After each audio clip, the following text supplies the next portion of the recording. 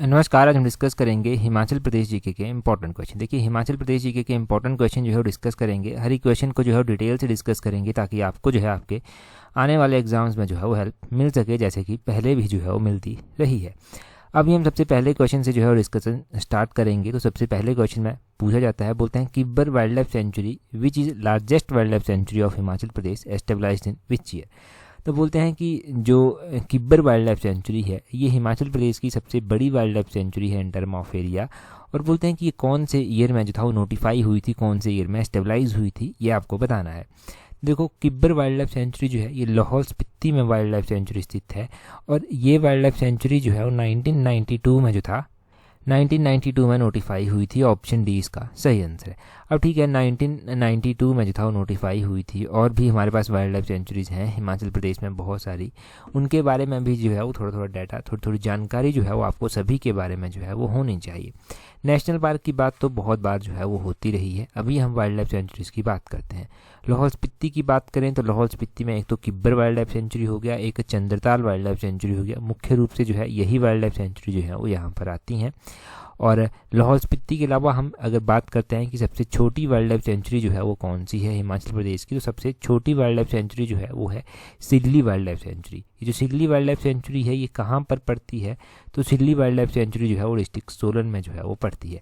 1974 में जो था ये नोटिफाई हुई थी, ये भी आपने ध्यान रखना है। इसके अलावा और कौन कौन सी इंपॉर्टेंट वाइल्ड लाइफ सेंचुरीज ध्यान रखना है, तो सोलन की वाइल्ड लाइफ सेंचुरीज आप सारी की सारी ध्यान रखें। डिस्ट्रिक्ट सोलन में जो है वो चैल वाइल्ड लाइफ सेंचुरी आता है, मझथाल वाइल्ड लाइफ सेंचुरी आता है। डिस्ट्रिक्ट सोलन में ही सिल्ली वाइल्ड लाइफ सेंचुरी है और यहीं पर जो है वो दारला घाट वाइल्ड लाइफ सेंचुरी भी जो है वो स्थित है। ये आप यहाँ से इन डिस्ट्रिक्ट सोलन की, लाहौल स्पीति की वाइल्ड लाइफ सेंचुरीज के बारे में ध्यान रखें। तो यहाँ से दो डिस्ट्रिक्ट की वाइल्ड लाइफ सेंचुरीज बहुत हैं याद रखने के लिए। एक तो 1992 में ये एस्टेबलाइज की गई थी। इसके अलावा सिल्ली वाइल्ड लाइफ सेंचुरी हो गया जो कि सबसे छोटी wild life sanctuary Himachal Pradesh की है, 1974 की नोटिफिकेशन है इसकी। और बाकी मझथाल हो गया, मझथाल के अलावा जो है दारलाघाट वाइल्ड लाइफ सेंचुरी हो गया, चैल वाइल्ड लाइफ सेंचुरी हो गया। इन सभी को जो है वो आप नोट करें, ध्यान रखें। अगला क्वेश्चन देखते हैं हमारे पास क्या पूछा गया है नेक्स्ट क्वेश्चन में। नेक्स्ट क्वेश्चन में बोलते हैं यहाँ पर हमारे पास यहाँ पर बोलते हैं in the Kinnaur area after a male child is delivered and a feast of rich food and liquor is given to the villagers, this custom is known as। तो बोलते हैं किन्नौर क्षेत्र में लड़के के जन्म के बाद ग्रामीणों को भरपूर भोजन और शराब की दावत दी जाती है। इस प्रथा को किस नाम से जाना जाता है। अब देखो, आपको पता है कि हिमाचल प्रदेश में जो है वो अलग अलग डिस्ट्रिक्ट हैं और हर एक डिस्ट्रिक्ट का जो है वो अपना एक अलग कस्टम है। उसी तरह किन्नौर डिस्ट्रिक्ट भी है। और किन्नौर डिस्ट्रिक्ट में जब कोई लड़का पैदा होता है किसी के घर में, तो लड़के के पैदा होने पर ग्रामीणों को जो है वो दावत दी जाती है, खाना दिया जाता है। लिक्कर तो यहाँ पर कॉमन होती है, जो घर में शराब बनाई जाती है वो जो है वो दी जाती है। तो इस प्रथा को जो है वो सुकुद कहा जाता है। सुकुद ऑप्शन सी जो है वो सही आंसर हो जाएगा। थोड़ा सा डिटेल से जो है वो यहाँ पर जान लेते हैं। बोलते हैं किन्नौर एरिया में जो है पहले तो भगवान को जो है वो वहाँ पर लाया जाता है और उसके बाद जो है जो मेल चाइल्ड जिसके घर में हुआ होता है वहीं पर उनको रखा जाता है और एक खाना खिलाया जाता है, दावत जो है वो दी जाती है और इस कस्टम को जो है वो सुकुद कहा जाता है। इसी तरह के बहुत सारे कस्टम हमारे यहाँ पर है, जैसे कि अलग अलग रीजन्स में माना जाता है कि फर्स्ट 20 डेज़ जो होते हैं उनको सूतक जो है वो कहा जाता है। किसी बच्चे के पैदा होने के फर्स्ट 20 डेज़ को सूतक कहा जाता है। कहीं पर 10 दिनों को ही जो है वो सूतक कह दिया जाता है। और ब्राह्मण्स के बीच में माना जाता है कि नेमिंग जो होती है, जब बच्चे का नाम रखा जाता है तो उसको नामकरण कहते हैं। और जिसके बाद जब उसको पहली बार खाना खिलाया जाता है तो अन्नप्रशान जो है वो उसको कहा जाता है। उसकी जो फर्स्ट हेयर कटिंग होती है वो उसके या तो 3 साल का जब वो हो जाता है तब होती है, 5 साल या फिर 7 साल की उसमें होती है, तो उसको जाटलू जो है वो कहा जाता है। ये आपने ध्यान रखना। ये बड़े ही कॉमन से कस्टम हैं जो हिमाचल प्रदेश में प्रचलित हैं। अगर क्वेश्चन पूछा जाए यहाँ से तो ये सुकुद का क्वेश्चन हमने यहाँ से पढ़ा, मोस्ट इंपॉर्टेंट क्वेश्चन है। अगला क्वेश्चन देखिए, बोलते हैं chapkan is a type of frock used by man is a traditional dress in which of the following valley. तो बोलते हैं कि चपकन, चपकन जो है वो पुरुषों के द्वारा जो है ये पहने जाने वाली एक पोशाक है। और चपकन जब पुरुषों के द्वारा पहनी जाती है, फ्रॉक जैसी ये होती है एक तरह से। तो बोलते हैं कि हिमाचल प्रदेश की किस घाटी में जो है ये पोशाक प्रचलित है। तो हिमाचल प्रदेश की पब्बर घाटी में जो है ये पोशाक प्रचलित है। ऑप्शन बी सही आंसर हो जाएगा। पब्बर घाटी में जो है ये चपकन प्रचलित है, ये फ्रॉक जैसी होती है। पब्बर वैली को जो है वो रोहड़ू वैली भी कहते हैं। तो रोहड़ू अगर ऑप्शन में होगा तो आपने कंफ्यूज नहीं हो जाना है रोहड़ू को देखकर कि क्या ये ऑप्शन में आ गया। रोहड़ू और ये पब्बर वैली में ही एक ही बात है। अगर हम बात करते हैं यहाँ से कि इन चपकन के अलावा और कौन कौन सी इंपॉर्टेंट ड्रेसेस हिमाचल प्रदेश में जो है वो प्रचलित हैं। देखो, हिमाचल प्रदेश की जो ट्रेडिशनल शॉल हैं वो बहुत ज़्यादा प्रचलित है। यहाँ पर जो है आपने ध्यान रखना है कि ब्लैंकेट जो होता है ना, ब्लैंकेट को पट्टू जो है वो कहा जाता है। रेस्ता भी होता है, ये जो है वो एंकल्स तक जो है वो टच करता है वुमेन की, और रोहड़ू क्षेत्र में ही जो है ये प्रचलित है। रेस्ता भी आपने ध्यान रखना है कि रेस्ता जो है वो कहाँ पर प्रचलित है, तो ये भी रोहड़ू क्षेत्र में ही जो है वो प्रचलित है। कांगड़ा में चोलू, चोलू जो है वो कांगड़ा में प्रचलित है। कांगड़ा में जो है ये चोलू ड्रेस जो है वो पहनी जाती है, और ये मेल के द्वारा जो है वो पहनी जाती है। ये आपने ध्यान रखना है यहाँ पर। बाकी तो आपको पता है पहाड़ी कल्चर है हमारा हिमाचल का, तो बहुत सारे कॉमन नाम तो ऐसे हैं जिनको देखकर पता चल जाता है कि ये जो है वो ड्रेसेस को जो है डिपिक्ट करते हैं। अब खासकर महिलाओं की जो ड्रेसेस होती हैं, महिलाएं इनके बारे में ज़्यादा जानती हैं। अब देखो, महिलाओं एक सॉन्ग भी है ना, गंगी सॉन्ग है एक, जो मुख्य रूप से बिलासपुर, मंडी, शिमला, सिरमौर इन क्षेत्रों में प्रचलित है। तो गंगी सॉन्ग में ना महिलाओं की ड्रेसेस के बारे में जो है वो मेंशन भी किया गया है, वहाँ पर उनके बारे में थोड़ा थोड़ा बताया भी गया है इस सॉन्ग में। तो इस तरह की ड्रेसेस जो हैं वो रहती हैं हिमाचल प्रदेश में। अगला क्वेश्चन देखिए हमारे पास क्या है। बोलते हैं Kayang is a form of a dance performed by which of the following. तो बोलते हैं कयांग, कयांग जो है निम्नलिखित में से किसके द्वारा किया जाने वाला नृत्य है। हिमाचल प्रदेश में डांसेज हैं अलग अलग। कयांग आपको पता है किन्नौर में होता है। कयांग, बाख्यांग, बयांग, चू, ये सारे आपने बहुत बार पढ़े हैं कि किन्नौर के डांसेज हैं। आज क्वेश्चन थोड़ा अलग करके मैंने पूछा है कि किसके द्वारा जो है ये नृत्य किया जाता है। तो क्या ये लामास के द्वारा मोनेस्ट्रीज में किया जाता है, क्या ये पुरुषों के द्वारा किया जाता है, क्या ये महिलाओं के द्वारा किया जाता है, क्या ये मेन और वुमेन दोनों के द्वारा जो है वो किया जाता है। देखो, आपने ध्यान रखना है कि ये कयांग डांस है ये महिलाओं और पुरुषों दोनों के द्वारा किया जाता है। बोथ मेन एंड वुमेन जो है वो इसको परफॉर्म करते हैं। ऑप्शन डी इसका सही आंसर हो जाएगा। कयांग के भी आगे चलकर टाइप बन जाते हैं, इसके अलग अलग टाइप हैं। एक तो नागा कयांग हो गया, एक नागा कयांग हो गया यहाँ पर, ये आपने ध्यान रखना है। नागा केलांग के अलावा एक हेरी कयांग हो गया, वो भी इम्पोर्टेंट है। हेरी कयांग के अलावा जो है एक सुन्ना कयांग हो गया। ये 3 टाइप हैं इसके जो कयांग डांस के हैं। नागा कयांग में क्या होता है, इसमें स्नेक की तरह मूवमेंट्स जो हैं वो होती हैं। और हेरी कयांग में क्या होता है, इसमें जो है रोमांटिक सॉन्ग्स के ऊपर जो है वो डांस किया जाता है एक तरह से। और ये जो यहाँ पर सुन्ना कयांग डांस है ना, इसमें क्या होता है, इसमें स्लो और फास्ट मूवमेंट को जो है वो कंबाइन करके जो है ये डांस किया जाता है। तो अगर आपने एक आधी बार ऐसा डांस कहीं पर देखा होगा ना, तो आपको ज़्यादा नॉलेज होगी इन डांसेस के बारे में। बाकी अलग अलग डांसेस हो गए किन्नौर के, हम आगे भी एक क्वेश्चन जो है वो डांसेस के बारे में ही स्पेसिफिक रूप से जो है वो पढ़ेंगे। अगला क्वेश्चन देखते हैं, तो वहाँ से डांसेज और भी ज़्यादा क्लियर आपके हो जाएंगे। बोलते हैं which of the following dance is not performed in Kinnaur region. तो बोलते हैं कि निम्नलिखित में से कौन सा नृत्य जो है वो किन्नौर क्षेत्र में नहीं किया जाता है। यहाँ पर पूछा है कि नहीं किया जाता है। जब नहीं आपसे पूछा गया है तो आपको बड़े ध्यान से जो है वो हर एक डांस के बारे में जानकारी होनी चाहिए, आपने पढ़े होने चाहिए, डेफिनेटली याद भी आपको थोड़े थोड़े होने चाहिए। यहाँ पर दिया गया है एक काटा कापा डांस का परफॉर्म दिया गया है, लूशियन डांस का परफॉर्म दिया गया है, रेक्सुंग डांस का परफॉर्म दिया गया है, और द्रौदी डांस का परफॉर्म दिया गया है। तो इनमें से आपने ध्यान रखना है कि किन्नौर क्षेत्र में जो है ये द्रौदी डांस का परफॉर्म नहीं किया जाता। ऑप्शन डी इसका सही आंसर हो जाएगा। तब ये द्रौदी डांस का फॉर्म जो है वो कहाँ पर परफॉर्म किया जाता है, तो द्रौदी जो है ये डांस का फॉर्म है और सिरमौर में जो है ये परफॉर्म किया जाता है, किन्नौर में नहीं किया जाता। ये जो है वो सिरमौर क्षेत्र में जो है वो परफॉर्म किया जाता है। सिरमौर यहाँ पर हो जाएगा, ये सिरमौर में किया जाता है। किन्नौर के इम्पॉर्टेंट डांसेस कौन कौन से हैं, देखिए जी, किन्नौर में जो इम्पोर्टेंट डांसेस परफॉर्म किए जाते हैं उसमें आपने ध्यान रखना है, एक शॉन आ जाता है, ग्युकशॉन आ जाता है, काटा कापा आ जाता है, शाब्रा आ जाता है, यहाँ पर सुमग्याक आ जाता है, यहाँ पर यांदो मांदो आ जाता है, यहाँ पर रेक्शुंग आ जाता है, युल्बा आ जाता है, लुशेन आ जाता है, ताली लामो आ जाता है, यहाँ पर टिंगर आ जाता है, लाका कुर्ची छेजा आ जाता है, यहाँ पर मोंचू डांसेस यहाँ पर आ जाता है। तो ये डांसेस के टाइप हैं जो किन्नौर रीजन में परफॉर्म किए जाते हैं। तो ये सारे के सारे इंपॉर्टेंट डांसेस के टाइप हैं। यहाँ पर हमने 3 डांसेस के फॉर्म तो ऑप्शन में ही दिए थे। एक हमने यहाँ पर लुशियन डांस का परफॉर्म जो था वो ऑप्शन में दिया था, एक हमने यहाँ पर रेक्शुंग डांस का परफॉर्म जो था वो मेंशन किया था, रेक्शुंग, और एक यहाँ पर हमने काटा कापा डांस का परफॉर्म जो था वो मेंशन किया था। तो ये तो 3 हो गए। इनके अलावा जो शॉन हो गया, ग्युकशॉन हो गया, शाब्रा हो गया, सुमग्याक हो गया, टिंगर हो गया, लाका कुर्ची चीचा हो गया, मोन्सू हो गया, ये सारे जो हैं वो इम्पोर्टेंट है। आप प्रोनाउंसिएशन तो देखो, प्रोनाउंसिएशन तो आपके ऊपर डिपेंड करता है ना कि आप कितने एग्जैक्टली इनको याद रखते हैं और किस तरह से प्रोनाउंस करते हैं, किस तरह से कोई ट्रिक में इनको याद रख लेते हैं, फ़नी वे में याद रख लेते हैं, तो वो तो आपके ऊपर टोटली डिपेंड करता है। अब याद तो रखने पड़ेंगे, एक बार पढ़ जरूर लेना इनको, ये इंपॉर्टेंट है, पढ़ना ज़रूर इनको, मिस मत करना। अगला क्वेश्चन देखिए, बोलते हैं Lord Mayo visited Shimla in which year.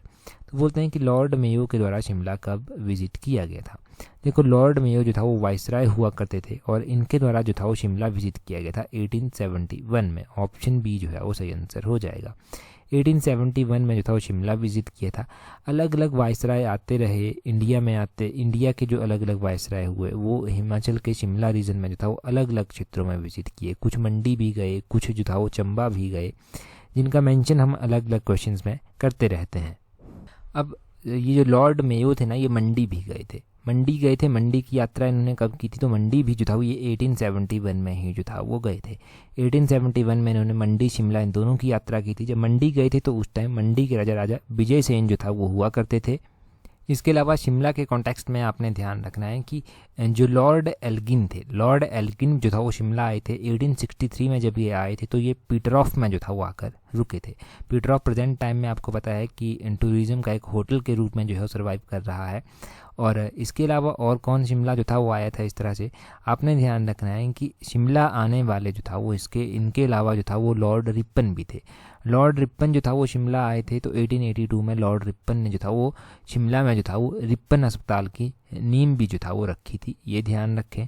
और उसके बाद 1885 में जब लॉर्ड डफरिन हुए तो लॉर्ड डफरिन ने इसको जो था वो जनता को समर्पित भी जो था वो कर दिया था। लॉर्ड डफरिन के समय में जो था वो 1888 में वाइस रेगल जो भवन है ना उसको भी बनाकर तैयार कर दिया गया था 1888 में। और 1888 में ही जो था वो आपने कल भी पढ़ा था, कल परसों पढ़ा था कि अनाडेल से जो था वो डुरंड कप की शुरुआत की गई थी। डुरंड कप जो है वो फुटबॉल से जुड़ा हुआ कप है, ये भी एग्जाम में क्वेश्चन पूछा जाता है। अभी हमने स्टार्टिंग में ही पढ़ा था कि 1863 में पीटरऑफ में जो था वो लॉर्ड एल्गिन जो था वो रुके थे। लॉर्ड एल्गिन के अलावा भी पीटरऑफ में कोई और रुका था तो वो 1876 में लॉर्ड लिट्टन थे। लॉर्ड लिट्टन अपनी पत्नी के साथ आए थे और 1876 में जो था वो पीटरऑफ में आकर ये रुके थे। तो ये हमने शिमला के सभी वाइसरायज के बारे में जान लिया कि शिमला में आए, किस तरह से रुके। 1921 में महात्मा गांधी जी के द्वारा भी जो था वो शिमला विजिट किया गया था, परंतु जब वो आए थे 1921 में महात्मा गांधी जी सबसे पहली बार शिमला, तो वो शांति कुटीर में आकर जो था वो रुके थे। ये आप ध्यान रखें इस बिल्डिंग का नाम। अगला क्वेश्चन देखिए जी, बोलते हैं in Himachal Pradesh Handicraft and Handloom Corporation Limited came into being in which year. बोलते हैं कि हिमाचल प्रदेश में हस्तकला एवं हस्तकरघा निगम जो था वो ये लिमिटेड जो था वो कब अस्तित्व में जो था वो आया था। हिमाचल प्रदेश में ये जो हैंडीक्राफ्ट एंड हैंडलूम कॉरपोरेशन है ये कब अस्तित्व में आया था, ये 1974, ऑप्शन सी सही आंसर है। 1974 में ये अस्तित्व में आता है। इस तरह से ही आपने ध्यान रखना है कि हिमाचल प्रदेश में अलग अलग ऑर्गेनाइजेशन, अलग अलग इंस्टीट्यूशंस जो था वो अलग अलग टाइम में अस्तित्व में आए। 1971 में जब हिमाचल प्रदेश को पूर्ण राज्य का दर्जा मिल जाता है और ये भारत का 18वें नंबर का राज्य बन जाता है, तो 1971 में हिमाचल प्रदेश को अपना एक हाई कोर्ट मिल जाता है। 1971 में ही जो Himachal Pradesh public service commission है उसकी भी स्थापना कर दी जाती है और 1971 में ही हिमाचल प्रदेश इलेक्ट्रिसिटी बोर्ड की स्थापना भी कर दी जाती है। तो ये सारे काम 1971 में ही जो है वो हो गए। उसके बाद 1974 में अगर हम बात करते हैं तो 1974 में जो था वो Himachal Pradesh Handicraft and Handloom Corporation Limited की स्थापना की गई। इसी दौरान जो था वो HRTC Himachal roadways transport corporation जो है उसकी स्थापना भी जो था वो की गई। हिमाचल रोड ट्रांसपोर्ट कॉरपोरेशन की स्थापना 1974 में की गई थी, 2 अक्टूबर को जो था ये कर दी गई थी। और इसके अलावा हिमाचल प्रदेश का जो फॉरेस्ट कॉरपोरेशन लिमिटेड है उसकी स्थापना भी जो था वो 1974 में ही कर दी गई थी। और उसके अलावा भी जहाँ पर अगर आप HAS बनते हैं, अगर आप अच्छी पोस्ट पर जाते हैं तो आपकी ट्रेनिंग जहाँ पर जब होगी हिप्पा में जाकर, तो हिप्पा की स्थापना भी जो था वो 1974 में ही की गई थी। हिप्पा का पूरा नाम अगर एग्जाम में पूछ ले जाए तो पूरा नाम आपने ध्यान रखना है, Himachal Pradesh institution of public administration जो है वो इसका पूरा नाम है। ये हिप्पा का पूरा नाम है। तो इस तरह से जो था वो अलग अलग इंस्टीट्यूशंस रहे, इनकी इस तरह से स्थापना की गई। ये हमने जाने तो हमने 5-6 यहाँ से ज़्यादा ही जाने होंगे, परंतु ये सारे के सारे जो हैं वो इम्पोर्टेंट हैं एग्जाम पॉइंट ऑफ व्यू से, तो इनको ध्यान रखना, इनमें कन्फ्यूज़न नहीं होना चाहिए। HRTC हमने जाना, फॉरेस्ट कॉरपोरेशन हमने हिमाचल की जानी, हिप्पा हमने जाना, पब्लिक सर्विस कमीशन हमने यहाँ से जाना, हाई कोर्ट हिमाचल का जाना, हिमाचल प्रदेश का इलेक्ट्रिसिटी बोर्ड हमने यहाँ से जाना, हिमाचल प्रदेश को पूर्ण राज्य का दर्जा कब मिला वो हमने जाना। तो ये ध्यान रखें। उससे पहले 1970 में क्या हुआ था, हिमाचल प्रदेश यूनिवर्सिटी की स्थापना हुई थी। वो तो हमने कल भी पढ़ा था 1970 का, कि हिमाचल प्रदेश यूनिवर्सिटी की स्थापना होती है, कि 1970 में जो है वो हिमाचल प्रदेश यूनिवर्सिटी की स्थापना होती है और 1971 में हिमाचल को पूर्ण राज्य का दर्जा मिल जाता है। अगला क्वेश्चन देखिए अब क्या बोलते हैं as per budget estimate financial year 2022-23 total expenditure of state government was estimated to be. तो बोलते हैं कि वित्त वर्ष 2022-23 के बजट के अनुसार राज्य सरकार का कुल व्यय कितना अनुमानित किया गया है। जो स्टेट गवर्नमेंट का जो टोटल एक्सपेंडिचर है ना, उसका कितना एस्टिमेट जो है वो लगाया गया है। अब देखिए जी, हम बात कर रहे हैं तो हिमाचल का जो गवर्नमेंट का जो एक्सपेंडिचर है ना, गवर्नमेंट का जो व्यय है उसका एस्टिमेट कितना लगाया गया है, वो लगाया गया है 51,365 करोड़। ऑप्शन ए जो है वो सही आंसर है। देखिए, हिमाचल प्रदेश का जो 2022-23 के बजट का अनुमान है उसके अनुसार राज्य सरकार का जो कुल व्यय है वो 51,365 करोड़ जो है वो अनुमानित किया गया है। और इसमें से जो है वो क्या किया गया है, इसमें से आपने ध्यान रखना है कि 40,279 करोड़ जो है ये रेवेन्यू एक्सपेंडिचर जो होता है, राजस्व व्यय जो होता है ना, उसके लिए जो है वो निर्धारित किया गया है। ये आपने ध्यान रखना है कि 40,279 करोड़ जो कि पूरे का 78.42% जो है वो बनता है, ये रेवेन्यू एक्सपेंडिचर जो है वो एस्टिमेट किया गया है। अगर हम बात करते हैं इसी का, यानी कि ये तो अभी का हमारे पास डाटा है 2022-23 का। अगर हम इससे पहले की बात करते हैं 21-22 का, तो 21-22 में जो था ये 37,034 था, 37,034 रुपये था। और जो कि पूरे का 8.76% जो था वो इसमें वृद्धि जो है वो अनुमानित की गई है। पहले 37,000 समथिंग था, अभी 40,000 है, तो 8% की वृद्धि जो है वो यहाँ पर दर्ज जो है वो की गई है, ये कहा जा रहा है। तो ये आपने यहाँ पर बेसिक सी बात ध्यान रखनी है कि कितना रेवेन्यू एक्सपेंडिचर है, कितना स्टेट का टोटल है। स्टेट का टोटल है उसमें से रेवेन्यू एक्सपेंडिचर जो है वो 78.42% जो है वो आता है। इस तरह से डाटा है ये सारा। क्या ये डाटा याद रखना पड़ेगा? बिल्कुल हाँ, डाटा याद रखना पड़ेगा, क्योंकि ये इस तरह का क्वेश्चन पहले एग्जाम में पूछे जा चुके हैं। तो एक्सपेक्टेड है कि ये क्वेश्चन भी जो है वो एग्जाम में कहीं ना कहीं पर डायरेक्टली इनडायरेक्टली जो है वो लिंक कर लिया जाए। तो अभी इस क्वेश्चन में आपको कन्फ्यूजन नहीं रहना चाहिए। अगला क्वेश्चन देखते हैं।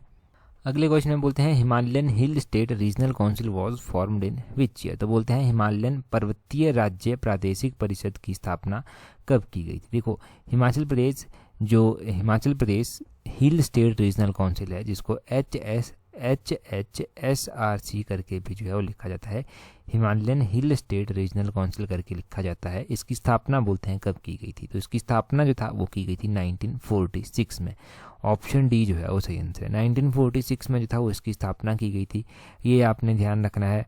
और ये जो Himalayan hill state regional council है, ये फरवरी 1948 में प्रोविंशियल गवर्नमेंट जो है वो स्थापित कर देता है हिमालयन प्रांत की, ये भी आपको पता होना चाहिए। और जो 1948 में प्रोविंशियल गवर्नमेंट जो है स्थापित की जाती है, उसका हेडक्वार्टर शिमला में जो है वो रखा जाता है। प्रेसिडेंट प्रोविंशियल गवर्नमेंट के जो है वो शिवानंद मॉल को जो है वो बनाया जाता है, ये भी पता होना चाहिए यहाँ से। और इस तरह की कौन कौन सी कैसी ऑर्गेनाइजेशन हैं जो हिमाचल प्रदेश में जो था वो स्थापित हुई थी। जब तक हिमाचल प्रदेश 1948 में बना नहीं नहीं था, उसका गठन नहीं हुआ था, उससे पहले अलग अलग ऑर्गेनाइजेशन जो था वो आई। जैसे कि यहाँ पर प्रजामंडल आप बनते रहे, तो सिरमौर प्रजामंडल 1939 में बना, उसी तरह कुनिहार प्रजामंडल भी 1939 में बना। 1942 में जो है वो पचौता मूवमेंट देखने को जो है वो मिल जाता है। उससे भी पहले अगर हम बात करते हैं तो हिमालयन रियासती प्रजामंडल की स्थापना 1938 में हो जाती है। और बिलासपुर में भी जो है वो बिलासपुर में भी थोड़ी थोड़ी हलचल देखने को मिलती है। भूमि बंदोबस्त के लेकर एक अभियान, एक आंदोलन यहाँ पर हो जाता है। तो भूमि बंदोबस्त का ये जो आंदोलन होता है ये 1930 में जो है वो बिलासपुर में देखने को मिलता है। इस तरह का कोई आंदोलन होता है। और 1930 से पहले या फिर बाद में बात करें तो प्रेम प्रचारिणी सभा धामी 1937 में स्थापित कर दी जाती है। 1937 में इसको स्थापित तो कर दिया जाता है और 1939 में इसको धामी रियासती प्रजामंडल का नाम दे दिया जाता है या फिर इसमें कन्वर्ट इसको कर दिया जाता है। फिर 1939 में ही धामी गोलीकांड जो है वो देखने को मिलता है। और मंडी में अगर आपको पता है, मंडी की अगर हम बात करते हैं तो मंडी में मंडी कॉन्स्पिरेंसी होती है। गदर पार्टी से जो था ये प्रभावित थी और यहाँ पर एक रानी खैरगढ़ी थी जिनको जो था वो मंडी से निकाल दिया गया था। बाद में चलकर मियाँ जवाहर थे, इनको भी जो था वो देश निकाला जो था वो फिर दे दिया गया था। इस तरह से जो था ये हलचल यहाँ पर होती रही। इसका प्रभाव हिमाचल में देखिए डायरेक्टली इनडायरेक्टली देखने को मिलता रहा था। अगला क्वेश्चन देखें क्या बोलते हैं who was the first chairman of Himachal Pradesh administrative tribunal. तो बोलते हैं कि हिमाचल प्रदेश प्रशासनिक प्राधिकरण के प्रथम अध्यक्ष कौन थे। ये जो हिमाचल प्रदेश एडमिनिस्ट्रेटिव ट्रिब्यूनल था इसके प्रथम जो अध्यक्ष थे वो थे justice Hira Singh Thakur. Justice HS Thakur इनका पूरा नाम है। ऑप्शन बी जो है वो सही आंसर हो जाएगा। अगर हम बात करते हैं हिमाचल प्रदेश एडमिनिस्ट्रेटिव ट्रिब्यूनल की तो पहले तो ये भी पता होना चाहिए कि हिमाचल प्रदेश एडमिनिस्ट्रेटिव ट्रिब्यूनल जो ये बना था तो ये कौन से ईयर में जो था वो बना था, कब इसकी स्थापना हुई थी, क्योंकि ये भी क्वेश्चन जो है वो नेट सेट बनता है यहाँ से। तो अगर ये क्वेश्चन पूछा जाए तो आपने ध्यान रखना है कि हिमाचल प्रदेश एडमिनिस्ट्रेटिव ट्रिब्यूनल जो था वो 1986 में जो था वो स्थापित किया गया था। इसके पहले जो चेयरमैन बनाए गए थे जस्टिस HS ठाकुर को जो था वो बनाया गया था। अब देखिए जो स्टेट एडमिनिस्ट्रेटिव ट्रिब्यूनल होता है ना, इसके जो मेंबर होते हैं, चेयरमैन इसके जो होते हैं, उनको कौन अपॉइंट करता है। तो इनको जो है वो अपॉइंट किया जाता है प्रेसिडेंट ऑफ इंडिया के द्वारा। ये इसमें जो है वो स्टेट गवर्नर जो होते हैं, जैसे हिमाचल प्रदेश की बात की जाए तो अगर हिमाचल प्रदेश में चेयरमैन बनाना होगा तो ये तो बनाए गए होंगे जब, तो हिमाचल के गवर्नर सरकार से जो था वो इसमें डिस्कशन जो था वो की गई होगी। फिर उसके बाद जो था वो चलकर इनकी अपॉइंटमेंट जो है वो होती है। 1986 में तो ये स्थापित किया गया था ना हिमाचल में। इससे पहले या फिर इसके बाद कुछ अगर इम्पोर्टेंट हुआ है तो वो 1985 में हुआ है। 1985 में जो है डॉक्टर यशवंत सिंह परमार जो हॉर्टिकल्चर यूनिवर्सिटी है ना नौणी में, वो जो था वो स्थापित की गई थी। 1985 में उसकी स्थापना की गई थी। तो वो भी जो है वो इम्पोर्टेंट एग्जाम में पूछी जाती है। एक और यूनिवर्सिटी हमारे पास है, वो है हिमाचल प्रदेश सेंट्रल यूनिवर्सिटी जो कि कांगड़ा में स्थित है। इसकी स्थापना कब की गई थी, जल्दी से कमेंट करके बता दीजिए। पिछले कल मैंने आपको बताया था डिटेल से सेंट्रल यूनिवर्सिटी की रैंकिंग के बारे में, जो NAC के द्वारा यहाँ पर इसको रैंकिंग दी गई है। तो हमने गिरिराज पत्रिका में डिटेल से जो था वो डिस्कस किया था। अभी आप कमेंट करके बता दीजिए कि सेंट्रल यूनिवर्सिटी की स्थापना जो है वो कब की गई थी, जो कि कांगड़ा में जो है प्रेजेंट टाइम में स्थित है। क्वेश्चन देखें जी, क्वेश्चन क्या है आपके लिए। बोलते हैं Doodh Bahali fair held at which of the following place in Himachal Pradesh. तो बोलते हैं कि दूध बहाली मेला हिमाचल प्रदेश में निम्नलिखित में से किस स्थान पर आयोजित किया जाता है। ये जो दूध बहाली मेला है ना, ये इंपॉर्टेंट फेयर है। तो दूध बहाली मेला कहाँ पर होता है ना, ये आप जल्दी से कमेंट करके जो है वो बता दीजिए। इससे पहला का जो मिशन एलाइड का पार्ट था उसमें हमने डिटेल से जो था वो इसके बारे में जाना था कि कहाँ पर मनाया जाता है, एग्जैक्टली कहाँ पर मनाया जाता है, हमने डिटेल से जाना था। तो अभी आप कमेंट करके जो है वो बता दीजिए। टेलीग्राम पर अगर अभी तक आपने ज्वाइन नहीं किया है तो टेलीग्राम अपना ओपन करना, वहाँ से सर्च करना @allexam31। आपको हमारा टेलीग्राम चैनल जो है वो मिल जाएगा। टेलीग्राम पर जुड़ जाइए ताकि आने वाले एग्ज़ाम की हर एक इंपॉर्टेंट अपडेट आपको मिलती रहे और डेफिनेटली आपको हेल्प भी मिलती रहे आने वाले एग्ज़ाम्स में। तो इस वीडियो में इतना ही है। That's all for today. Thank you very much for watching and listening it very patiently.